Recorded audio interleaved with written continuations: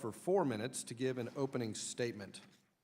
Today's hearing is the third time in this Congress that the subcommittee has publicly examined the Committee on Foreign Investment in the United States, or CFIUS. While our first two hearings brought together former CFIUS practitioners, industry representatives, and think tank experts, this morning we will be hearing from Trump administration officials at 3 of CFIUS's key member agencies. These witnesses will discuss the current state of CFIUS, its challenges, and those it is likely to face in the future. Our colleague, Representative Pittenger from North Carolina, along with the gentleman from Washington, Mr. Heck, have introduced legislation that seeks to update the CFIUS process. Everyone I have met with agrees with the goals of CFIUS reform. 1, we must improve our security review process to ensure that bad actors do not get American technology or information that can be used against us. And 2, make certain that the CFIUS process does not create disincentives for benign foreign direct investment in the United States, killing jobs and much-needed capital sources for national security advancements. There are, of course, different views on how to achieve these goals, and our hearings are intended to show a path forward that will have broad bipartisan support in the same way this issue has always had in this committee. As we move forward in the legislative process, I want to make it clear that we need to be precise about what national security is and what the real threats or vulnerabilities are and are not. The security of this country rests on a strong defense and an equally strong and vibrant economy. But our economy will not remain strong or innovative if we unnecessarily block access to it or try to shield it from a free and fair competition. Down that road eventually lies weakness.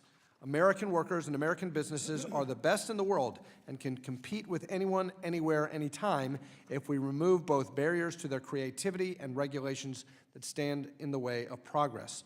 We are all very well aware of the threat that the Chinese pose to the American people. In no way do we want important technologies or know-how that could be used for military purposes traded to foes under the justification that it is good for business. At the same time, we must also be keenly aware of the benefits that foreign direct investment can provide to the American people. For example, Toyota, a Japanese company, has its largest automotive manufacturing plant in the world located in my district in Georgetown, Kentucky.